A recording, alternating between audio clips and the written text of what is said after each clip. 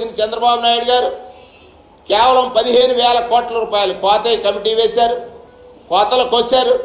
15,000 కోట్ల రూపాయలు మాత్రమే రైతులకు సహాయం అందించేట్టుగా చేశారు. మరి ఇది మోసం కాదా? అక్క చెల్లెళ్ళారా, మీరు అప్పులు తీర్చవద్దు, మీ బంగారాలు కుదువ పెడితే నేను ఇంటికి తెచ్చిస్తానని చెప్పి 14,000 కోట్ల అప్పులున్నటువంటి అక్క చెల్లెళ్ళ అప్పులు బ్యాంకుల దగ్గర వారి పరపతిని పూర్తిగా పోగొట్టుకునేటట్టుగా చేసి వడ్డీలు అధిక వడ్డీలతో 25,000 కోట్ల రూపాయలకు పెరిగితే ఏ అక్క చెల్లెమ్మకు కూడా కనీసం సహాయం చేయలేనటువంటి పరిస్థితి, మహిళలను మోసగించినటువంటి నాటి ముఖ్యమంత్రిగా చంద్రబాబు నాయుడు గారి చరిత్రలో ఉన్నారు. రాష్ట్ర విభజన జరిగింది, ప్రత్యేక తరగతి హోదాని రాత్రికి రాత్రే ఓటు నోటు కేసులో ఆయన ముద్దాయిగా ఉండి రాత్రికి రాత్రే విజయవాడకి తరలి వచ్చి ఏం చేశారు? ఈ రాష్ట్రానికి ఉమ్మడి రాజధానిగా ఉన్నటువంటి హైదరాబాద్ని వారి స్వప్రయోజనాలకి తాకట్టు పెట్టి ఈ రాష్ట్ర ప్రజల్ని గాయపరిచినటువంటి విధానాన్ని కూడా మనం గుర్తు చేయాల్సినటువంటి అవసరం ఉంది. అంతేకాదు, ఇంటికి ఒక ఉద్యోగం ఇస్తారన్నాడు. ఇది ఎలా సాధ్యం? 1,80,00,000 ఇల్లుంటే ఇంటికి ఒక ఉద్యోగం ఇస్తాను, ఇవ్వలేని పక్షంలో నిరుద్యోగ భృతి ఇస్తానన్నటువంటి మాటలను కూడా ఒకసారి గుర్తు చేస్తా ఉన్నాను.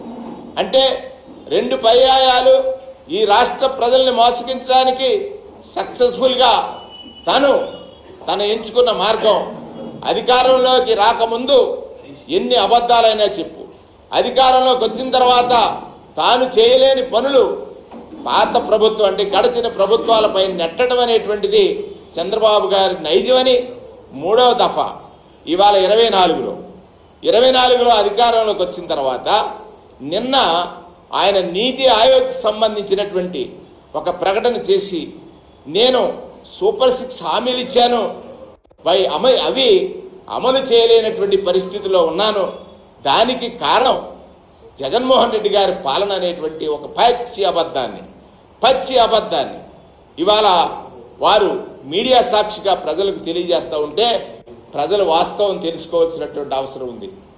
ఆయన కొన్ని తేదీలతో చెప్తాను నేను.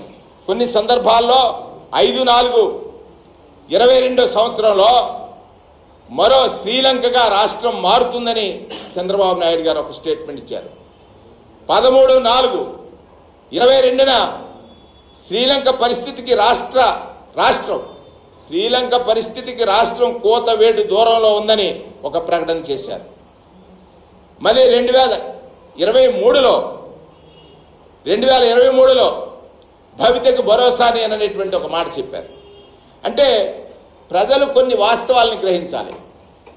ఆయన 2019లో ప్రభుత్వం నుంచి దిగిపోయే నాటికి కేవలం ఈ రాష్ట్ర ఖజానాలో 100 కోట్లు ఉంది, ఈ రాష్ట్రాన్ని నడపలేరు జగన్మోహన్ రెడ్డి గారు అనేటువంటి ప్రకటన కూడా నాటి ఆర్థిక మంత్రి శ్రీ యనమల రామకృష్ణుడు గారు చెప్పినటువంటి మాట కూడా గుర్తు చేస్తా ఉన్నాను.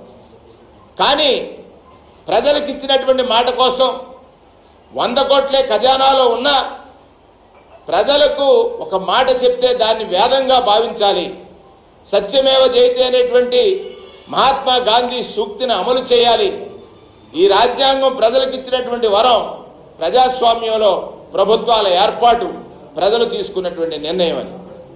2 సంవత్సరాల కాలం ఆదాయం గణనీయంగా తగ్గినా కూడా వచ్చినటువంటి 6 మాసాల్లోనే నవరత్నాల్ని అమలు చేసినటువంటి ముఖ్యమంత్రిగా జగన్మోహన్ రెడ్డి గారి చరిత్రలో ఉన్నారు. నవరత్నాలను అమలు చేసే క్రమంలో ఆదాయం తగ్గిపోయింది, కరోనా వచ్చింది. చంద్రబాబు నాయుడు గారి లాగా 100 కోట్లు ఇచ్చాడు చంద్రబాబు నాయుడు గారు, నేను అమలు చేయలేకపోతున్నానని చెప్పలేదే జగన్మోహన్ రెడ్డి గారు. మీ మాదిరిగా కరోనా సమయంలో ఈ రాష్ట్రంలో వైద్య సదుపాయాలకు సంబంధించినటువంటి మీరు చేసిన నిర్వాహకం వల్ల హైదరాబాద్ లాంటి నగరం మనకు దూరమైన ఒక్క వైరల్ ల్యాబ్ లేకుండా ఈ రాష్ట్రంలో ఉన్న ప్రజలకు భరోసా ఇచ్చాడు, భద్రత ఇచ్చాడు, దానికి ఒక వ్యవస్థను సృష్టించాడు. ఇవాళ మీరు 2,65,000 మంది వాలంటీర్లని నిర్దాక్షిణ్యంగా ఒక పెద్ద అబద్ధం చెప్పి మీకు 10,000 జీతం చేస్తానని వాళ్ళని నమ్మబలికి ఎన్నికల ముందు మీ స్వార్థ నిర్ణయంతో వారందరి చేత ఓట్లు వేయించుకొని ఇవాళ అధికారంలోకి వచ్చిన వెంటనే ఆ వాలంటీర్ వ్యవస్థని మీరు ఎత్తివేశారే, ఇంతకంటే మోసం ఏముంటుంది? ఆలోచించండి. అంటే ఈ రాష్ట్రం ఆర్థికంగా వెనుకబడి ఉందని 10 సార్లు మీరే శ్రీలంకగా మారుతుందన్నారు, సొమాలియా అయిపోతుందన్నారు, ఈ రాష్ట్రంలో ఆర్థిక వనరులు లేవన్నారు, రాష్ట్రానికి 14,50,000 కోట్ల అప్పులు ఉన్నాయన్నారు. 14,50,000 కోట్ల అప్పులు ఉన్నాయన్నటువంటి చంద్రబాబు నాయుడు గారిని ఆ రోజు ప్రశ్నించారు. ఏ విధంగా మీరు ఈ సూపర్ 6ని అమలు చేస్తారని అడిగారు. సంపద సృష్టిస్తారన్నారు. అంటే చంద్రబాబు నాయుడు గారిని అదే సందర్భంలో మేము కూడా అడిగాం, ఏ విధంగా మీరు సంపద సృష్టిస్తారు? దాచిన సొమ్ము మీరు దాచిన సొమ్ముని తెచ్చి మరలా ప్రజలకు పంచుతారా? ఆ వాస్తవం చెప్పమని అడిగాం. ఆ సందర్భంలో ఆయన చెప్పినటువంటిది, నేను చాలా విజనరీ, సంపదను సృష్టించి సూపర్ 6 అమలు చేస్తానన్నారు. ఎందుకంటే